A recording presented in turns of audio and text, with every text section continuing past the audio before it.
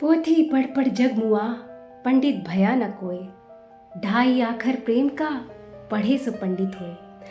कबीरदास जी का ये दोहा खुद उन पर ही लागू होता है, क्योंकि वो खुद पढ़े लिखे नहीं थे। कागज कलम दवात को कभी उन्होंने हाथ भी नहीं लगाया था, मगर जिंदगी के अनुभवों से वो जो कुछ भी दोहे के रूप में बोलते थे, उनके शिष्य उसे लिखते जाते थे, जो संकलित होकर हम तक पहुंचा और हमारे स्कूलों में पढ़ाया जाने लगा। जिंदगी की सच्चाई को, सुख हो या दुख, हर अवसर पर बड़े प्यार से कैसे वो लोगों से मनवाते थे, सुनाती है ये कहानी। कबीरदास जी काशी में रहते थे। उनके एक पड़ोसी थे जो ब्राह्मण थे और जो बहुत ज्यादा पढ़े लिखे थे।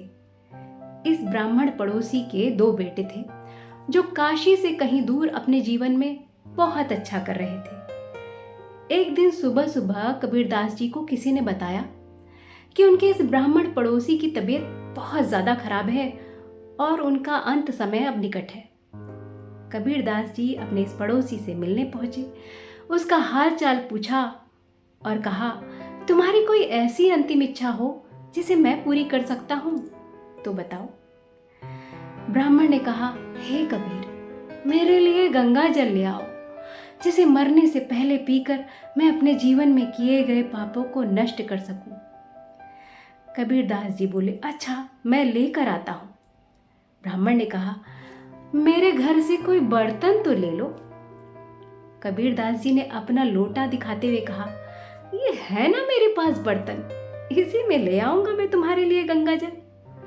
उस अंतिम समय में भी ब्राह्मण ने तुरक कर कहा, क्या चाहते हो तुम कबीर, कि मरने से पहले मैं एक जुलाहे के लोटे से गंगा जल पीकर अपवित्र हो जाऊं, अपनी जिंदगी भर में किए गए धर्म कर्म को नष्ट कर दूं।